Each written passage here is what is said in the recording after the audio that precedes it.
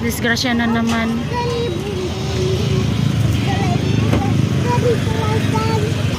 Nandito ako kina mama guys. Disgrasya na naman. Ayan o. May sugat sa ano, binti yung driver ng motor. Sumimplang siya ba. Yung na-disgrasya yung nung bumungko sa poste din ano. Hindi ko alam kung ano nangyari daw yun.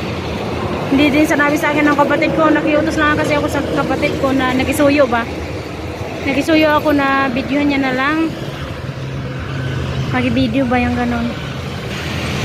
Parang madalas yung ano dito ngayon yung aksidente ba. Hindi ako pumunta doon kasi nahiya ako kasi halos sila lahat magtitingin ba na nag-video ako.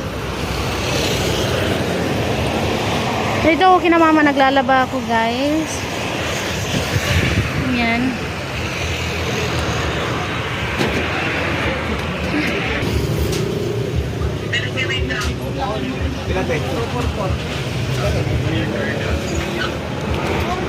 Yan, dito ako kina mama.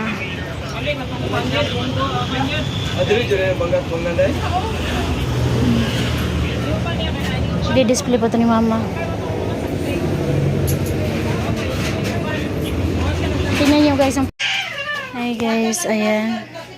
Nalinisan na nila, ayan. May natira pang maliliit na yung ano tawag dito. Yung yero ba? Maliliit.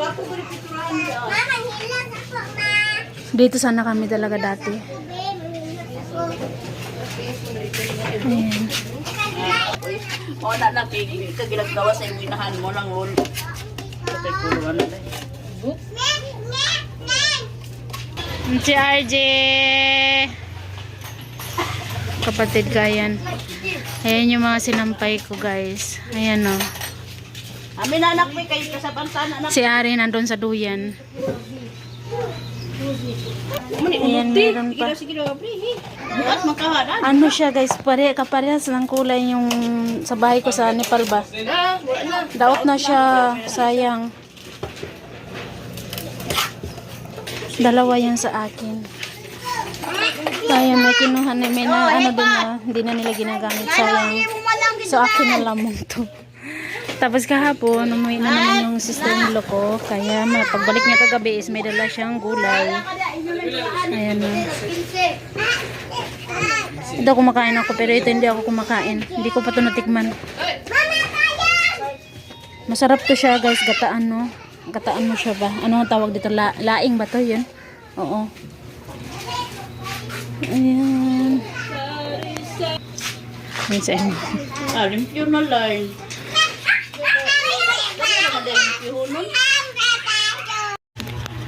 Tulog na si RG guys. So mag-aayos na ako. Ano ko na yung plato natin. I-arrange na natin yung plato natin. Tsaka maya maya lang ipupunta tayo kay mama ulit. Ayan. So ayan, tapos na siya guys. Ayan. Diba? So ayan. Dito ilalagay ko yung, kukunin ko yung blue na yung tawag dito. Ano tawag dito? Basta yung baso na ano ba na nung bildo, sa Bisaya bildo. So ako siyang kuhaon kay para butang na to siya dire. Wait lang po. So ayan na siya guys. Diba? Ang ganda. Oh.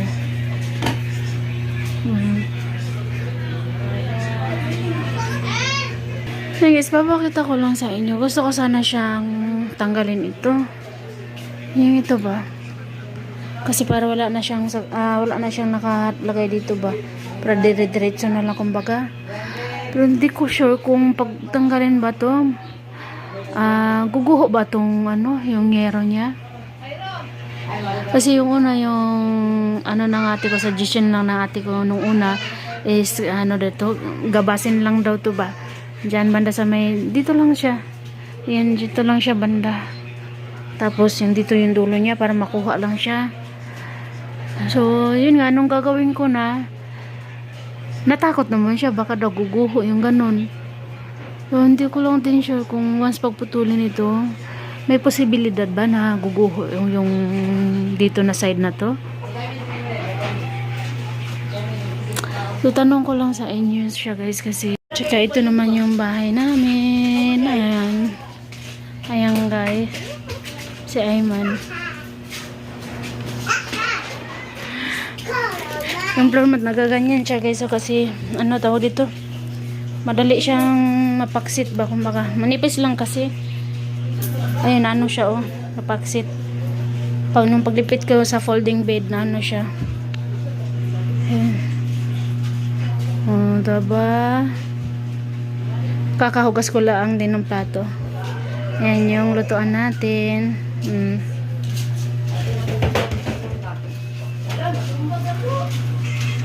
Ayan.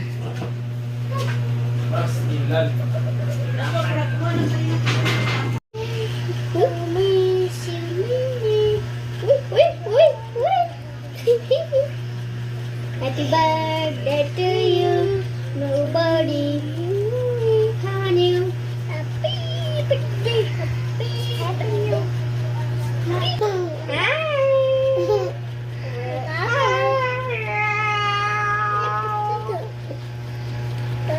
Miss.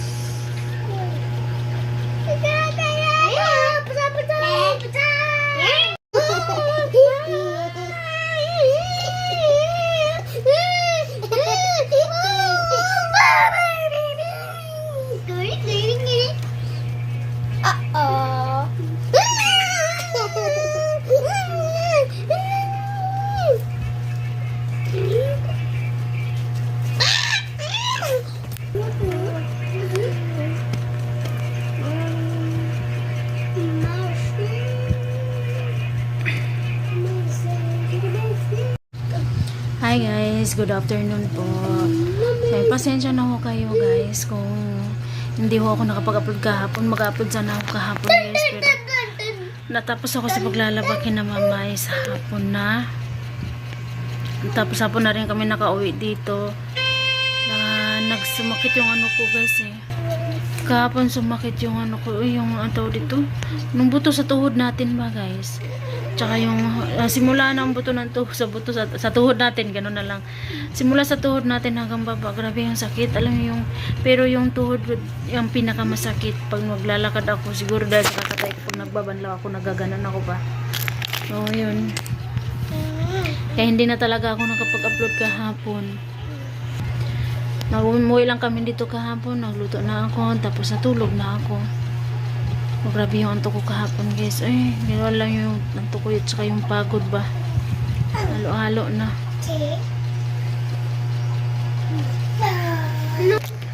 Tapos sumabay pa itong ano ko guys. Ay, yung sakit ko dito ba sa tainga. Sumakit na naman ulit yung tainga ko. Dito yung sakit niya, tapos yung dito yung buo niyang ganyan. Sakit.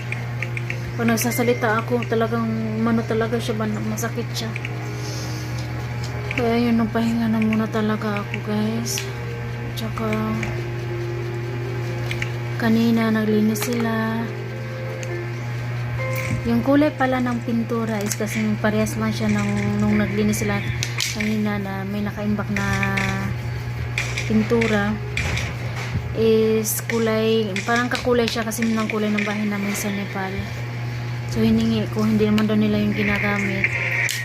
So, hiningi ko. Tapos yung isa hiningi ni auntie. So, yun. Hindi ko alam kung kailan ko ikagamitin yun. Makabukas or sa susunod na araw. Kulayan natin yun dito. Yung taas niya lang. Yung sa may blue na yan. So, i-mix ko pa kasi yun guys eh. At saka uunahin ko muna tong lagyan ng ano nga tawag dito eh. Ano nga po tawag dito nung pangkulay nito na yung para kumintab siya? Varnish. Nalala ko din. So, varnish. Uunahin ko muna ito bago na yung pintura natin. So, mamaya siguro, patulogin ko muna saglit yung mga junakits ko. Tapos, maya-maya lang sisimulan ko na yung pagpipintura. Pero, kailangan wala yung mga bata dito. Nandun sila sa labas. Sa labas ko sila patatampayin. Maganda kasi kapag tanghali mo siyang gawin para yung sikat ng araw is malakas yung sikat ng araw ba para mabilis siyang matuyo. So ayun. So, mamaya po ulit guys. Maraming salamat po sa inyong lahat. So salamat po. Bye bye po everyone. Bye bye. Bye bye. Bye-bye. Masakit talaga yung tinga ko pag nagsasalita talaga ako dito. Parang basta sobrang sakit niya talaga, ewan ko.